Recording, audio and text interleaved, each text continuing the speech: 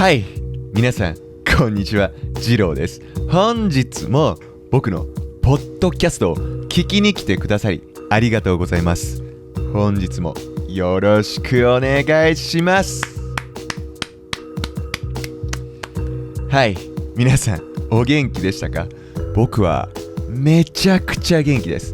僕はめちゃめちゃ元気なんだけど、その理由についてお話しします。今日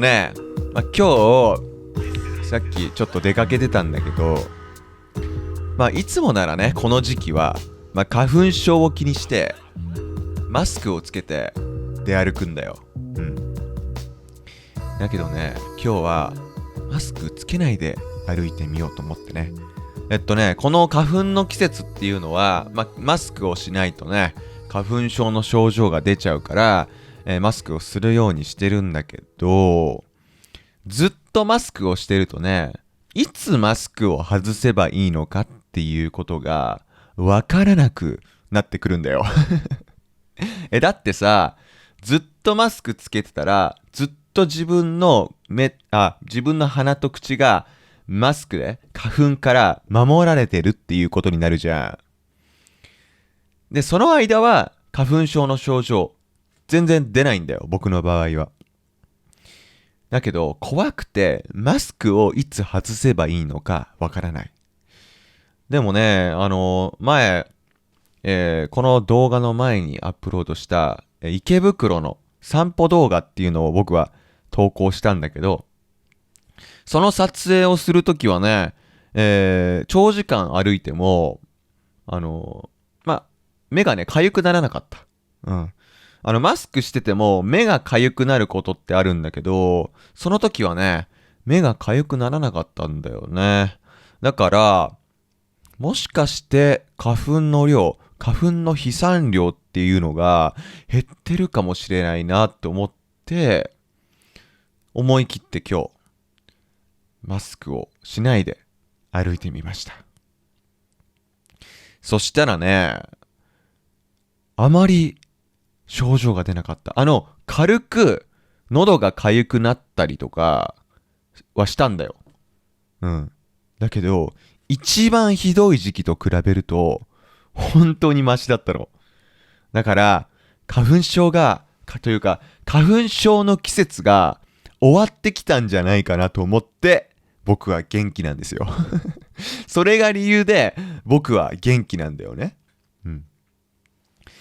ただ、油断は禁物で、花粉の予報を見てるとね、今の季節もまだ普通にたくさん花粉は飛散してるらしいんだよね。だからなんだろうね。あとは、花粉を、自分の体を、長い期間、花粉にさらしてないと、花粉症の症状が出なくなることがあるらしいんだよね。で、僕はさ、ずっと今までマスクして、口とか鼻をね、花粉から守ってたから、それもあって、今、いきなり自分の口とか鼻をね、マスクをしない状態であったとしても、花粉症の症状が出ないのかもしれない。だからね、治ったのかな、それとも花粉が全然飛ばなくなったのかな、よくわからないんだけど、どっちにしろこれからね、花粉っていうのはどんどん飛散しなくなってくんで、すごいいい季節になっていくのかなと思います。で、今年は日本は早い段階から暑くなるらしいよ。もう5月の時点で30度とかいっちゃうらしいよ。で、しかも梅雨が長いらしい。もう最悪だよね。花粉が終わって梅雨の季節が来るという。でもね、皆さん楽しく暮らしていきましょう。天気はね、日によって違うんで、そんなことに自分の気分を左右されずにね、頑張っていきましょう。はい。ということで、今日何について話すかっていうと、音楽です。はい。音楽ですよ。皆さんは音楽聴きますかね？僕はね、めちゃめちゃ音楽聴きます。音楽アプリで音楽聴いてるね。常に。本当に常に聴いてるかもしれない。そう言っても過言ではないかもしれないね。仕事をしている時も僕は音楽をかけているし、どこかに、出かける時もイヤホンをして音楽を再生してるね。うん。はい。というわけで音楽について話していくんだけれども、僕は音楽を聴く以外にも自分で歌うのも大好きなんだよ。これはね、だいぶ昔のポッドキャストで言った気がするんだけど、僕はね、鼻歌が大好きなんだよね。毎日鼻歌を歌ってる。うん。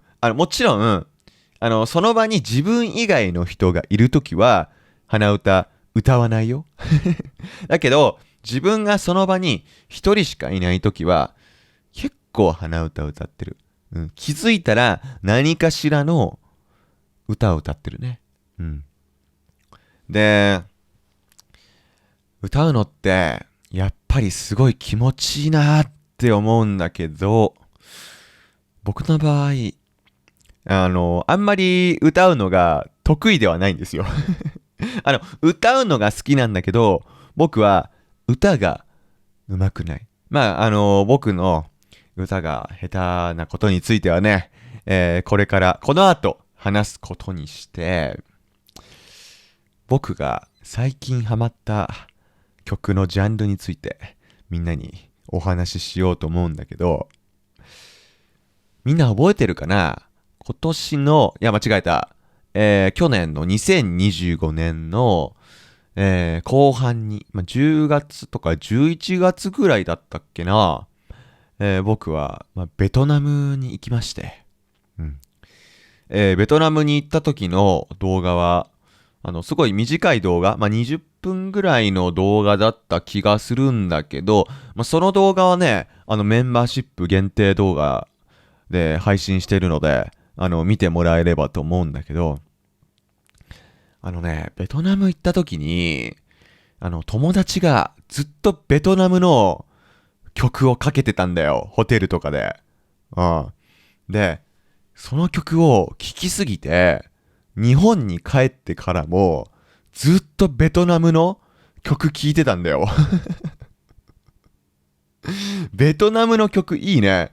特にベトナムの EDM 良くない？なんかね、日本の曲、日本の EDM、日本で聴くような EDM とはまた別のジャンルなんだよね。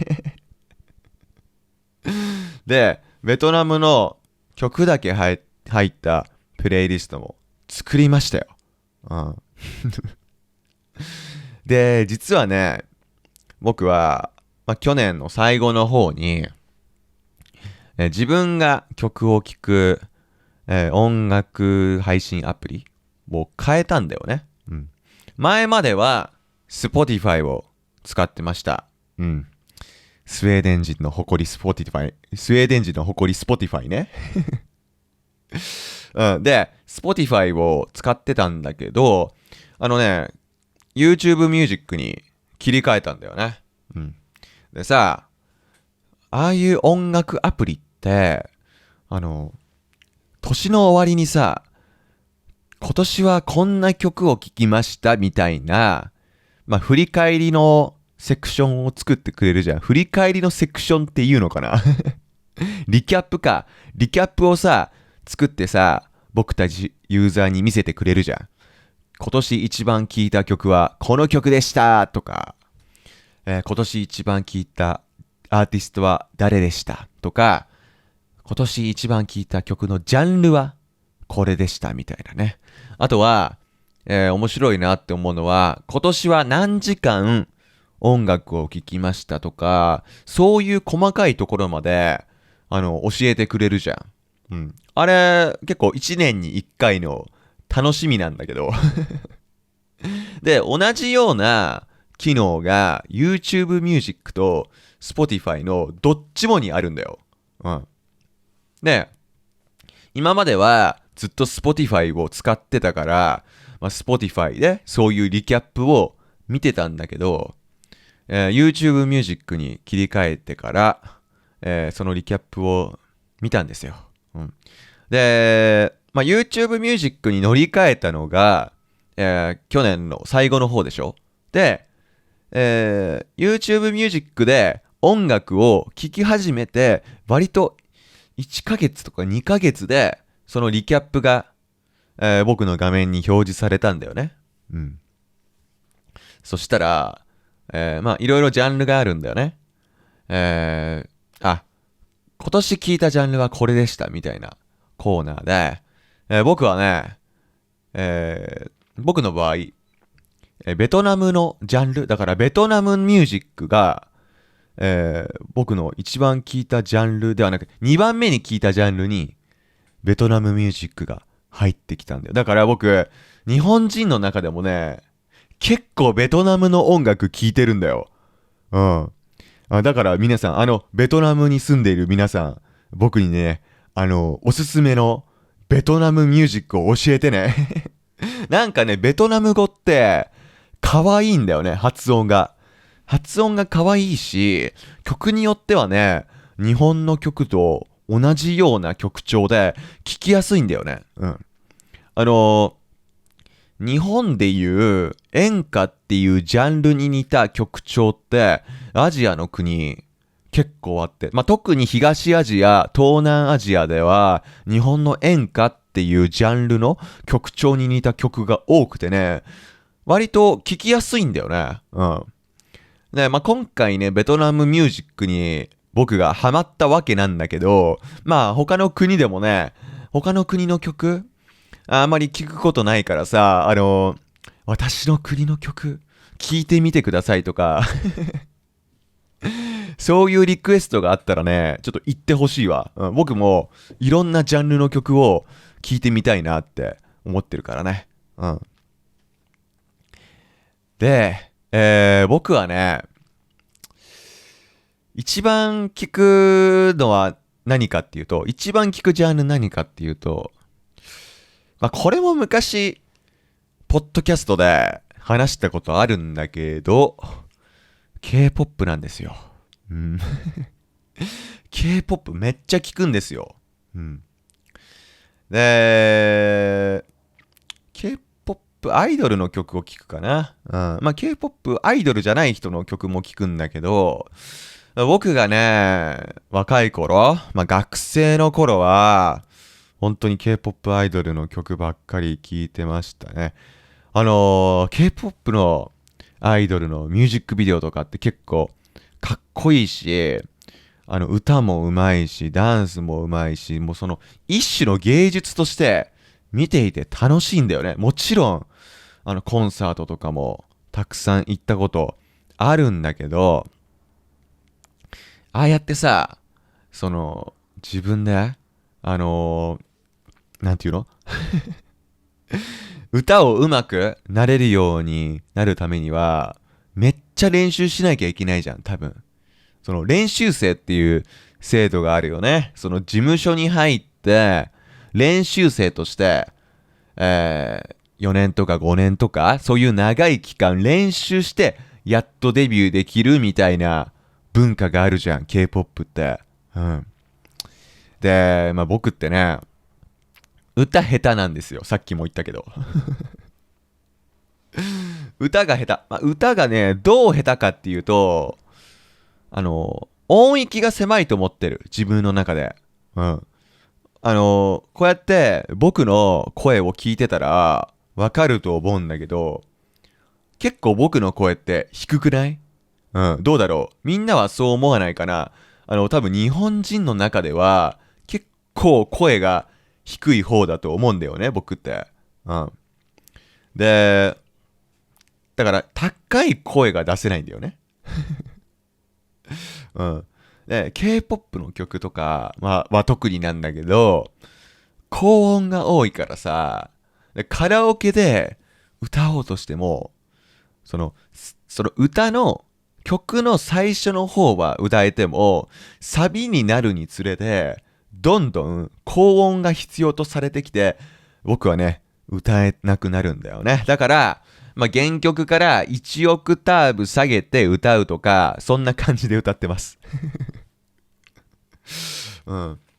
で、何が言いたいかっていうと、ああいう K-POP アイドルの、人たちとか、アイドルじゃなくても、自分で努力して歌が上手くなる人って、トレーニングをたくさんしてるわけじゃん。それこそ僕みたいに音域が最初は狭かった人も、トレーニングして音域を広げていく人もいるわけじゃん。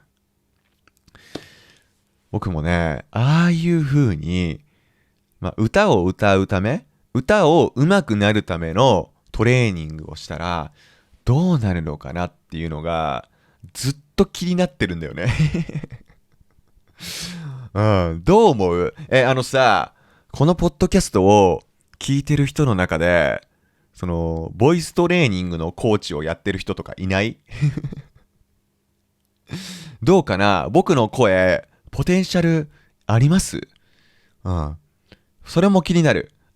多分さ、いくら練習しても、歌が上手くなる見込みがない人って多分いるじゃん。それこそさ、その人の音域とかって、自分の遺伝に左右されることもあるわけじゃん。どう？僕の声さ、ポテンシャルあるかな？歌上手くなるかな？うん。あのー実はね、僕、やってみたいことがボイストレーニングなんですよ。うん。ボイストレーニング習ってみたいなーって思うことがあって、それこそ、知り合いで、ボイストレーニングするようになったら、なんか歌うのが楽になったって言ってる人もいたから、通ったらね、結構効果はあると思うんだよね。うん。ただね、僕は何もアクションを起こしてないんだよね。YouTube でね、最近は、高音の出し方とか、歌が上手くなる方法みたいな、動画を上げてる人が結構たくさんいるから、その人の動画を見て、自分もね、一瞬試してみたりするんだよ。5分間ぐらい、こうやったら歌が上手くなるのかなみたいな感じで、自分で試してみたりはするんだよね。うん。だけどね、もうその一日で終わっちゃうね。次の日にはね、もう自分がボイストレーニングがしたいっていう気持ちも忘れてしまって、もう通常の日常が進むだけなんだけどさ。だから僕は一日で、飽きてしまうんだけれども、日本にはね、こんな言葉があります。三日坊主という言葉があって、3日でやらなくなってしまう人のことを指すんだよね。うん。僕はね、小学校とか中学校とかそれくらいの頃は三日坊主だったね。うん。例えば、夏休みに毎日勉強するぞって決めた時に、3日間は勉強するんだけど、その後は勉強をしなくなってしまうんですよね。うん。で、その頃は僕は三日坊主でした。うん、だけど今は一日坊主だね。一日でもうやらなくなってしまうんだけど。うん。で、僕はね、こんな感じで、ボイストレーニングに通おうかなとか、そういうことを考えるくらい、自分の歌がね、下手ということを、とても自覚しているんですけれども、その自覚があるがゆえに、自分が人前で歌わなきゃいけないってなったら、あまり自信を持てないんだよ。こうやってポッドキャストでね、話してるときは、割と自信を持って、こうやって話してるんだけど、いざみんなの前で歌うことになったらね、全く自信が持てない。うん。だから僕はね、ポッドキャストでみんなの前で歌うことは絶対にしないと思うんだけど、誰かとカラオケに行くときって結構あるんだよ、日本だと。うん、日本はカラオケ多いからね。うん。で、僕はね、みんながいない場所だったら、結構積極的に歌いますよ。シャワーの中とかね。シャワーの中で僕はもう毎日鼻歌を歌ってます。うん。で、一人でカラオケに行ったこともありますよ。まあその時はね、誰も周りにいないから思いっきり自分の歌声を出すことができるんだけど、まあ誰かとカラオケに行くってなったらね、まず曲選びで苦戦するよね。自分が歌える音域の曲を選ばなきゃいけないなっていう思考になるわけ。うん。で、まあまあ、とりあえずこの曲歌おうかなみたいな感じで曲を選んでから実際に歌い始めます。まあ歌うとね、周りの人みんな僕の歌声聞いてくれるんだよね。で、最初の方は歌えるわけ。うん。だけど、サビに近づくにつれてちょっと雰囲気が怪しくなってきて、声が出なくなってくるんだよ。で、その瞬間にちょっと迷うわけ。これサビを裏声で歌うか、だから原曲のキーのまま裏声で歌うか、それとも1オクターブ下を地声で歌うかと。その選択を僕は迫られるわけなんですよ。うん。で、毎回ね、まあ裏声で歌ったり、地声で歌ったりするんだけど、まあどっちにしろ歌が下手だよね。だからね、まあその時は、ちょっと我慢しながら歌ってます。まあ、聞いてる人はこの人歌下手だなとか思ってるのかなとかね。そういうことは思うんだけど、まあね、歌い切ります、僕は。はい、途中でやめたりはしませんよ。ただね、カラオケって結構残酷で、採点というものがあるんですよ。うん。絶対にこの機能をカラオケに行ったら活用しなきゃいけないっていうわけじゃないんだけど、採点機能っていうのをね、使う場合が結構多くて、機械がね、自分の歌声を分析して採点してくれます。うん。音程がどのくらい合っていたとか、声量がどのくらいあったかとか、まあ、歌いっぷりがどうだったかとか、そういうのをね、機械が判定して採点してくれるんですよ。うん。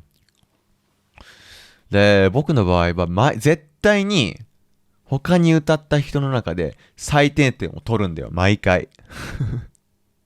残酷でしょ？毎回点数が出るんだよ。うん。まあ普通の人だったら100点満点中、90点とか、そのくらいを普通に叩き出してる中で、僕はね、まあ70点とかよくても80点とかなんだよね。うん。だからね、僕は日本の採点文化嫌いです。あんな採点なんかね、しなきゃいいのにね。うん。比較する必要ないじゃんね。うん。まあそんな感じでね、まあ歌が下手だとカラオケに行くと結構残酷な目に遭うよっていう、そういうことを言いたいんだけど、まあ自分がシャワーをしている時って、そこがカラオケボックスみたいなもんなんですよ。もうなんでかっていうと、まあシャワー室とかさ、まあお風呂とかって、自分の声が反響するじゃん。うん。まるでマイクを使っているかのような臨場感を味わえるじゃん。あれがいいよね。声が反響してさ、ちょっとエコーがかかったみたいな感じになるから、自分がコンサート会場でマイクを使って歌ってるかのような気分になれる。だからシャワーで歌うんだよ。で、こうやってさ、普通の部屋で歌うときって、自分の声がさ、直に自分の耳に聞こえるわけじゃん。ただ、シャワー室ってね、シャワーをしてる間って、いい感じにそのシャワーの水の音で自分の声が隠れるんだよね。うん。で、だからシャワー室は自分の声がシャワーの音でかき消されるし、自分の声がその反響するから、いい感じに自分が歌が上手いなって思える、そういう雰囲気になるわけ。だから僕はシャワー室が好きです。だから僕はシャワー室で、歌を歌うことが大好きなんだけど、時にはね、僕はね、シャワー室とかお風呂場に、防水スピーカーを持ち込むね。うん。防水スピーカー。あれいいよね。うん。だから、それこそさ、そのライブ音源とかをスピーカーで流して、それを聞きながら自分も歌うみたいなことをすると、自分がライブ会場で歌ってるかのような気分になれるからね。うん。ただね、なんか僕が使ってるスピーカーはね、そのシャワーしながら使うと、その音が出てくる穴が水で塞がっちゃうんだよ。で、それでなんか音がこもっちゃうことがあるから、あれがね、ちょっとした悩みなんだよね。全部のスピーカーがそうなのかな。なんか、そのシャワーの、っていうかシャワー室で水に濡れる環境で使っても音がこもらないスピーカーがあったらぜひ教えて。なんか今はね、なんかシャワー室でスピーカー使ってもどうせ音がこもるだろうなって思いながら使ってるから、ちょっとそれが悩みです。うん、で、シャワー室以外にどこが、歌を歌う上でいいのかというとですね、車の中だね。もう車の中もカラオケボックスみたいなもんじゃん。もちろん車の中でもね、誰か人が他にいるときは、僕は歌を歌いません。でも一人の時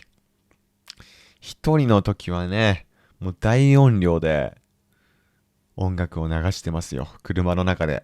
うん。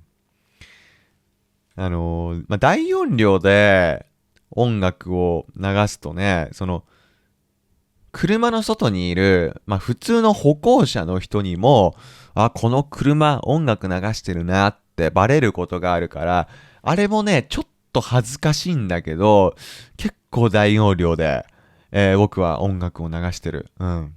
ただね、音楽を、その、大きすぎる曲で、車の中で流してると、たまにね、その、パトカーとか、救急車の、その、サイレンの音が聞こえなくなるんだよね。だからね、その、あまり音量は大きすぎないようにしようって、そういう風に思って、車の中では、音楽をかけてます。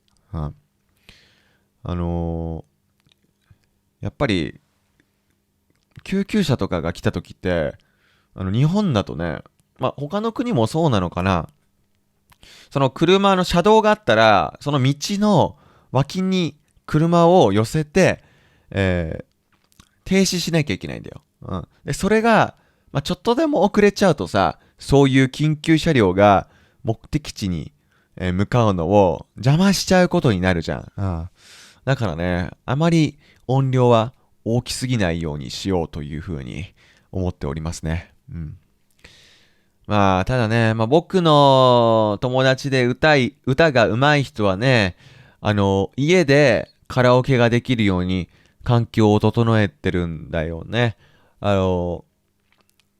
本はカラオケ大国だからさ、そのカラオケ屋さんがたくさんあるし、で、カラオケ屋さんにはね、カラオケするための機械があるんだよ。うん。で、そういう機械を、作っている会社が、家でも、カラオケができるようなソフトウェアとかを開発してて、それをね、利用することもできるんだよね。もちろん無料のものは少ないんだけどさ。で、歌が上手い人はね、そういうソフトウェアを家で使って、歌を歌ったりしてるらしくって、しかもね、録音して自分の声を聞いてるって言ってた。僕の友達。僕の友達の歌が上手い人はね。いいなって思ったよね。もともとね、僕は自分の声を聞くのがあまり好きじゃないんだよね。これみんなも同じかな。なんかさ、自分が認識している声と実際にマイクで、間違えた。実際に自分が自分の声を録音してみて、その声をスピーカーから聞くときって、声ちょっと違わない？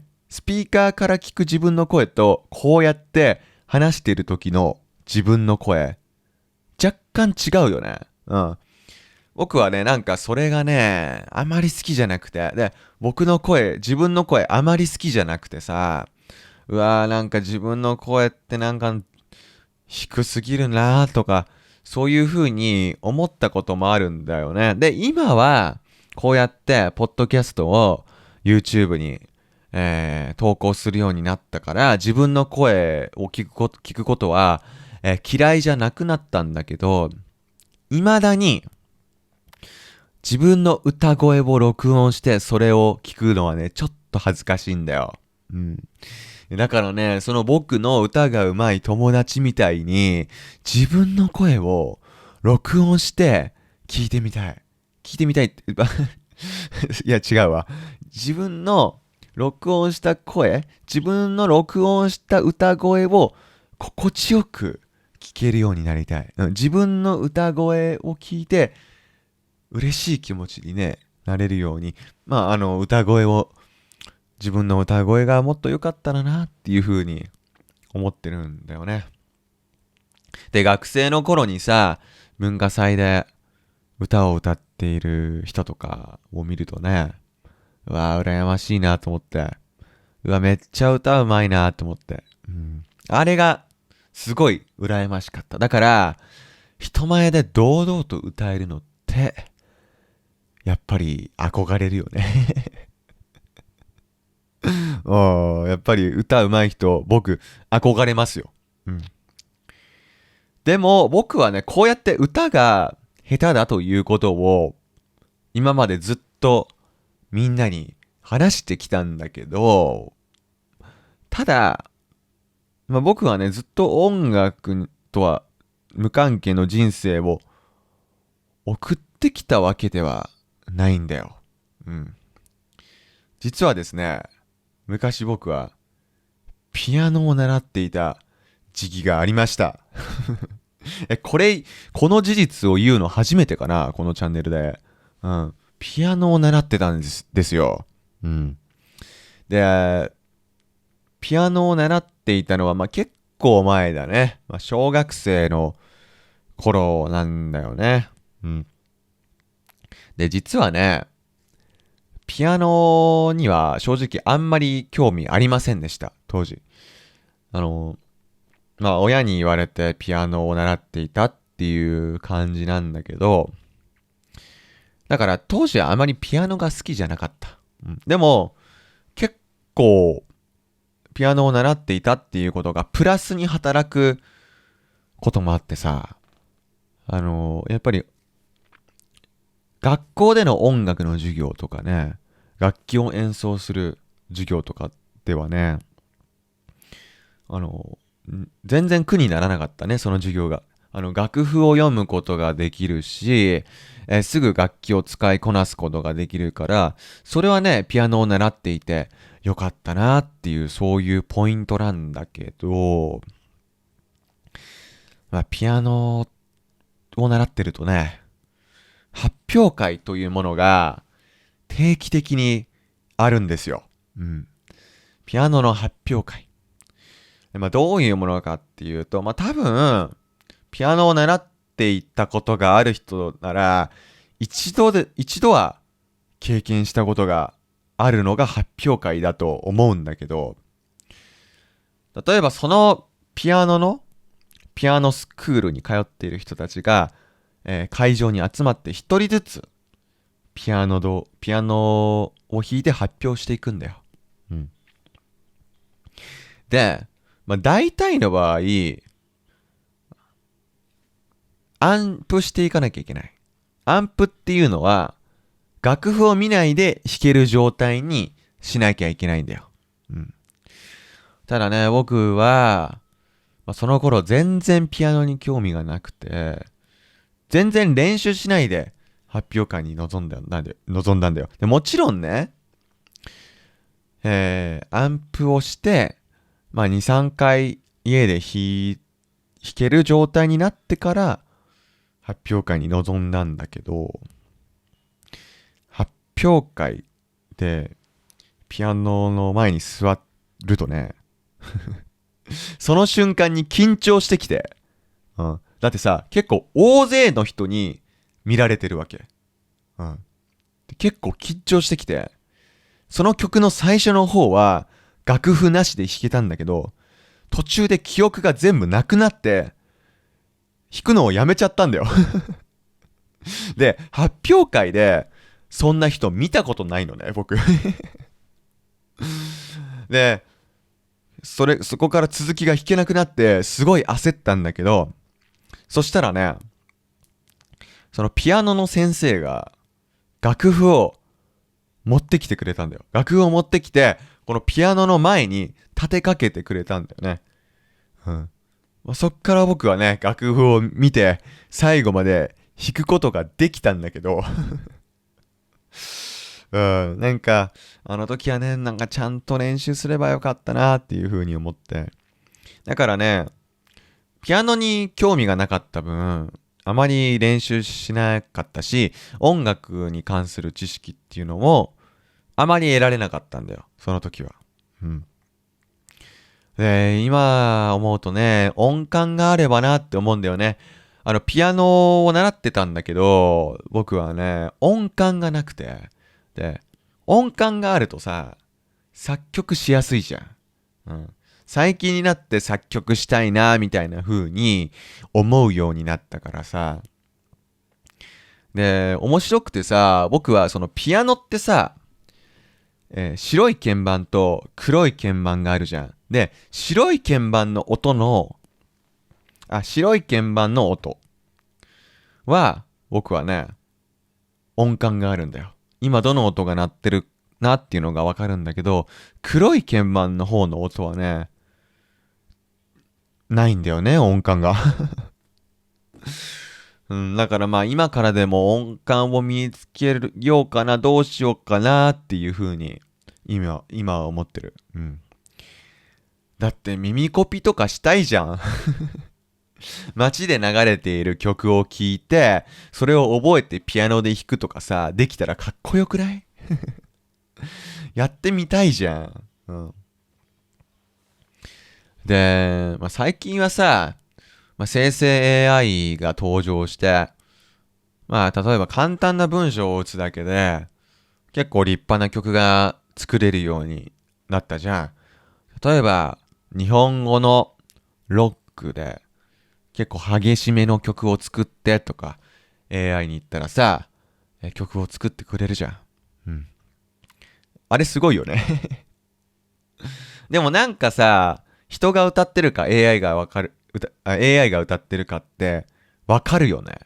まだわかるよね。ただ前ね、僕のおじいちゃんに AI で僕が作った曲を聴かせたらね、驚いてたね。これが AI の曲なのかというこの曲日本で売ったらすごい人気になるんじゃないみたいなことを言ってたんだけど、音楽業界僕は詳しくないですけれど、まあ AI の導入が進んでるんですかね。うん。まあでも、まあ AI で作った曲ってまだ細かい微調整とかができないでしょ、まあできるようになるとは思うんだけどさ、なんか AI で作るってなんか嫌だなって思ってさ、なんか最近作曲してみたいなって思ってるんだけど、自分でね、一から、まあ、音を打ち込んで作ってみたいなって思っててさ、まあ、最近は本当にいろいろソフトウェアがあるじゃん。まあ無料で使えるようなソフトウェアもあるよね。その楽器の自分で楽器を選んで、まあこのタイミングでこの音を鳴らすとかっていうのを決めれるやつあるじゃん。まあ僕はね、自分は歌が下手なので、あの、まあそういう作曲とかしてね、音楽を楽しみたいなとは思ってるんだけど、でもなんか最近は本当にいろいろあるよね。自分が歌えなくてもさ、まあ日本でいうボカロだよね。うん。まあ、特定の声で、自分が指示した曲を歌わせるっていうこともできるし、まあたとえ自分の歌が下手でも、自分が歌った声っていうのが、まあ、音程がすごい外れてたとしても、まあ、音程を合わせるようなソフトウェアもあるし、まあ、やりようはいくらでもあるかなとは思うんだけど、まあ、時間あったら作曲してみますわ。作曲家の人いる？視聴者の中で。実はね、だいぶ前、だから去年の2025年の6月ぐらいにはね、僕の、あの、初めての、曲を、実は YouTube にアップロードしたんですよ。うん。JLPT-N5 動詞の単語を覚える曲っていうのを昔作ったので、これを機に、ジローってこういう曲を作るんだって思いたい人は見てみて、結構頑張ってミュージックビデオ風に作ったのでね。で、音楽というのはね、歌うのも楽しいし、まあ、聞くのも楽しいし、まあ、楽しみ方はいろいろですよ。作るのもきっと楽しいだろうしね。まあ、自分なりにどういう音楽の楽しみ方がいいのかなっていうふうに、まあ、毎日僕は考えてるんですけども、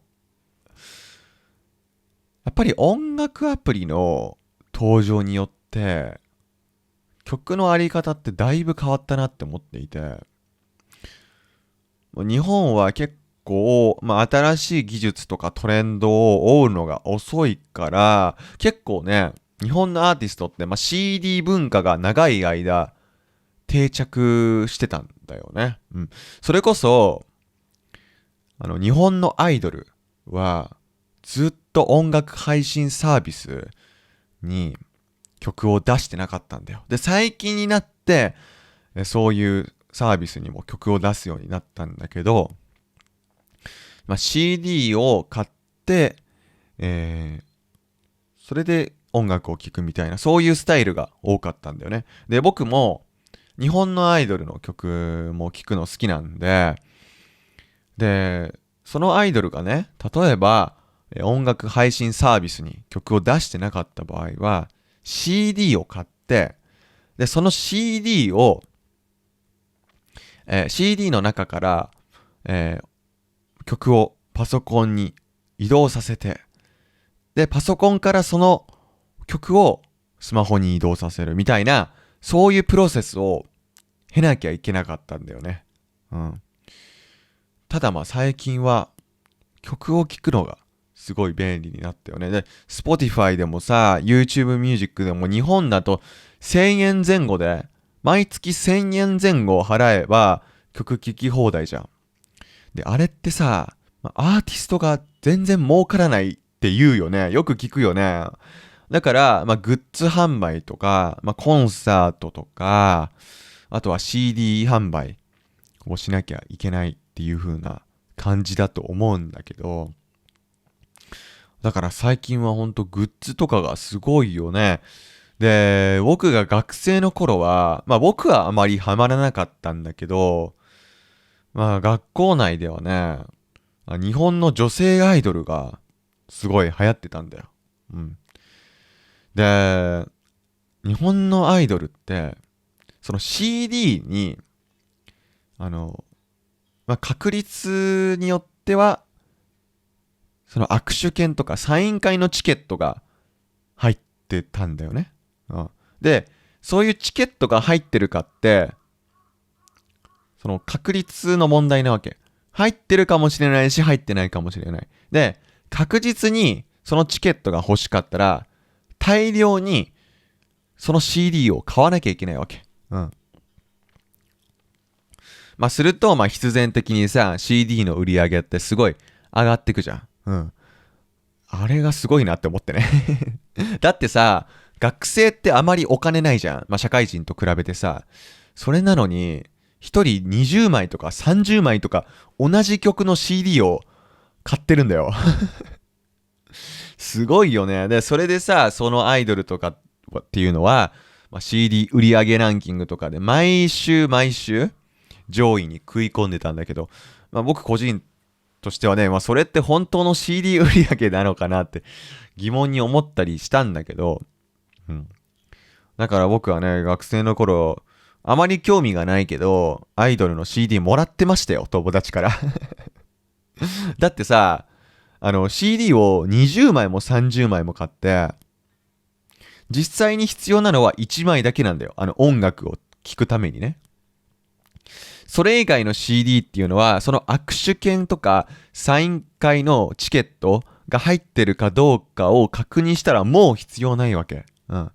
で、そんな感じで、もう市場にその CD が溢れてるから、その価格も下がるよね。その中古価格っていうのは全く、価値がないわけよ。うん。だから僕ももらってましたよ。うん。で、その CD をね、なんとなく僕はもらってたんだけど、聞いた記憶がないね。うん、僕も捨てた気がするんだけど、うん。で、今もそういう感じなのかな、まあ、CD を、まあ、たくさん買うみたいな、そういう文化って未だに残ってるのかな。で、さっき話したみたいに、CD 以外にも、まあ、グッズ販売とか、まあ、コンサートのチケットで、まあ、売り上げをアーティストは上げなきゃいけないと思うんだけど、なんかね、その人気なアーティストって、マジでコンサートのチケットが当たらないうん。あの、僕もね、最近とあるアーティストのコンサートに応募したんですけれど、で、まあそのアーティストはね、まあ何回も公演をやるんですよ。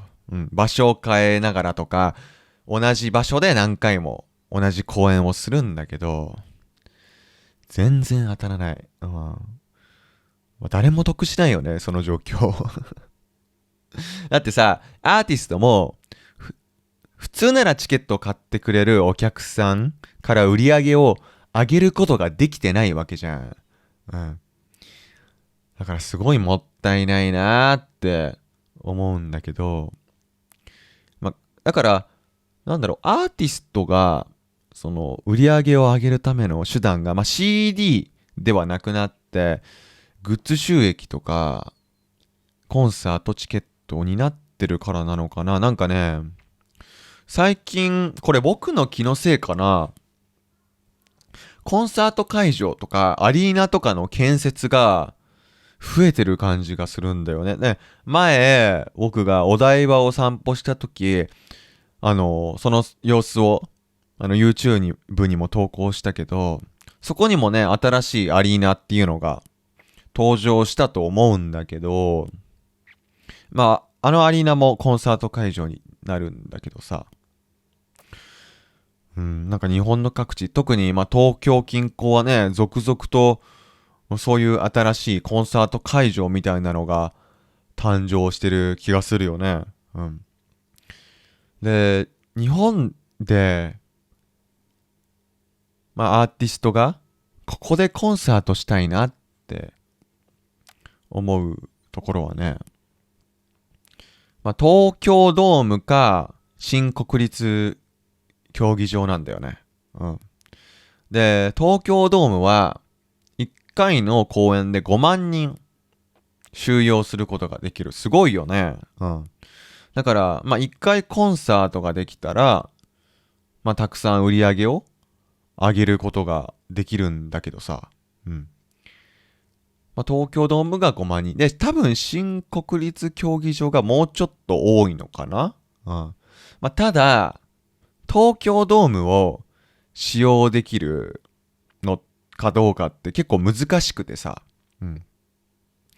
東京ドームって、これからだよね。4月から10月までとかって、ずっと野球の試合に使われてるんだよ。うん。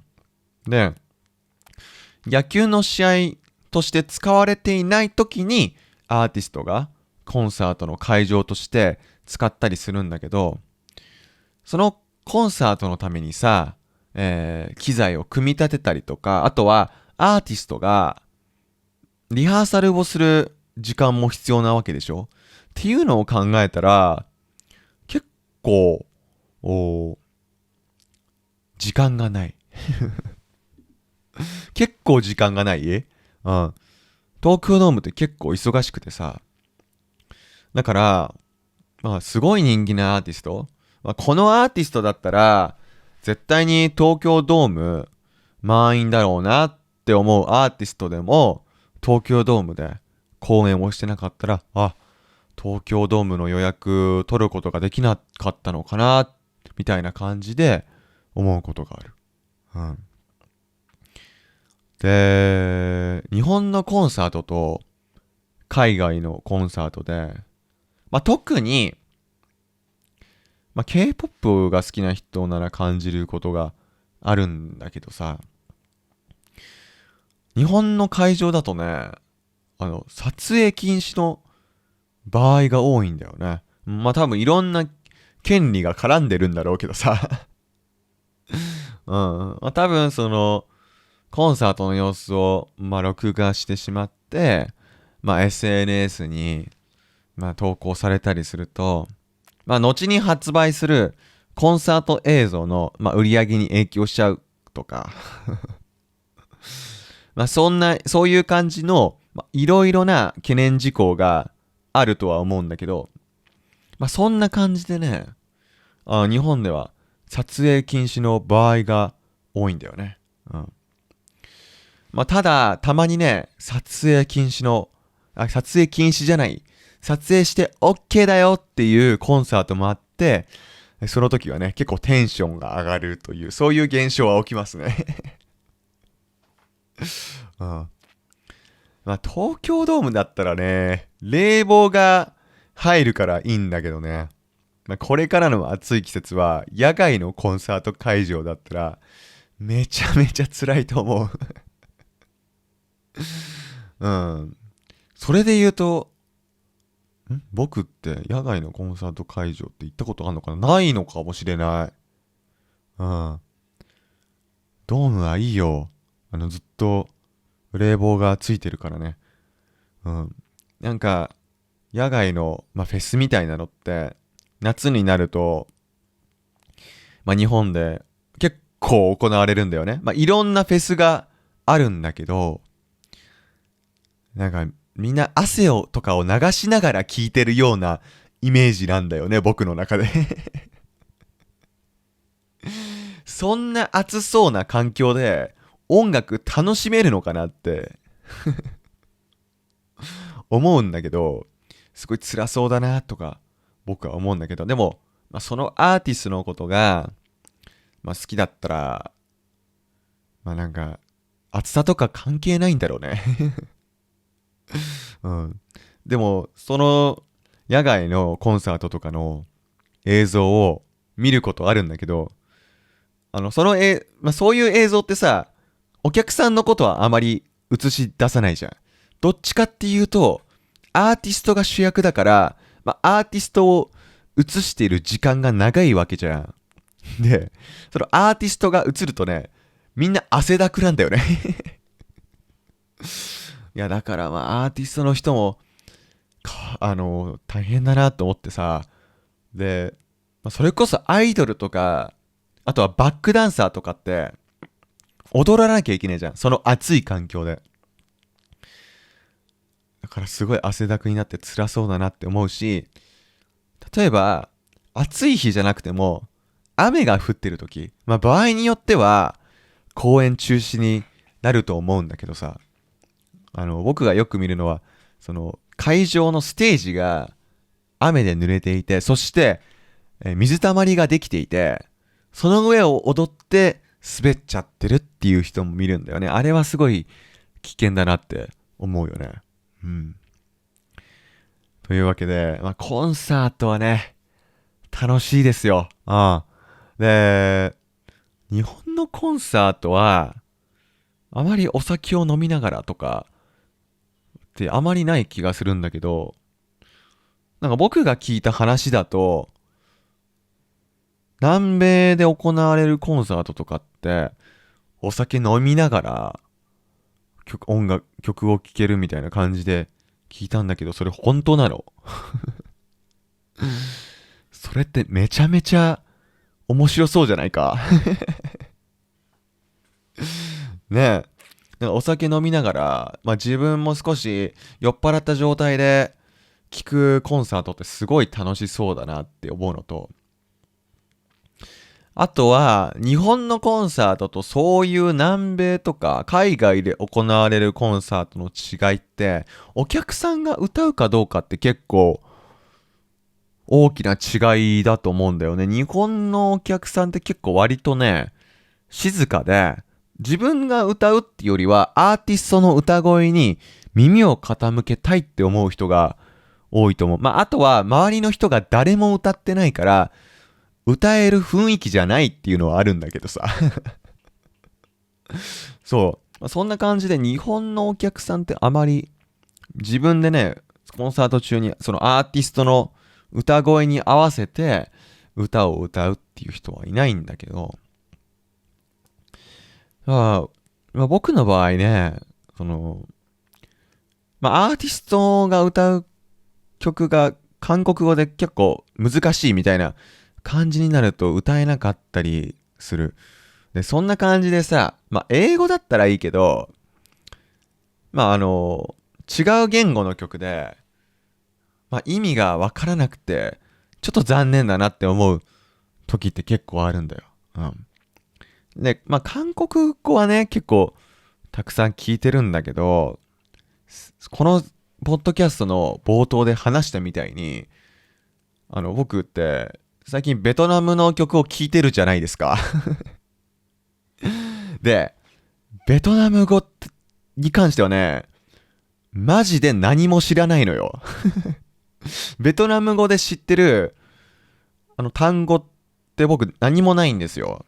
うん。だから、曲調がいいなって思ってベトナムの曲は聴いてるんだけどね。全くその内容がわからないから、ベトナム語が分かったらなっていう風に思うんだよね。だから語学学習って大切なんだろうね。曲を聴くために言語を覚えるっていうことは大事かなと思ってるんだけども、韓国語はね、文法が日本語に近いから習得するのすごい、簡単なんだけどさ、ベトナム語はさ、難しいだろうな。うん。でもベトナム語ってなんか発音が可愛いし、聞いててすごいなんか幸せな気分になれる言語だからさ、いつかは習得してみたいなと思ってるけれども、無理だろうな。ちょっと諦めてます。正直ね。うん。はい。ということで、長々と音楽について話してきたわけなんですけれども、皆さんはもちろん日本語を勉強してるということで、日本の曲好きだよね。結構僕からの圧力が今みんなにかかってるんですけども、ぜひ皆さんが大好きな日本の曲というものをコメント欄に書いていただけたら嬉しいです。そしたらね、僕も、僕日本人なんで、海外でどういう曲が人気だとかよくわかんないんだよね。うん。だから、僕に、日本語の曲、J-POP 何が流行ってるか教えてくれると嬉しいです。ということで、本日の動画はこれで終わりにしたいと思います。また次回のポッドキャストも聞きに来てください。それでは、バイバーイ。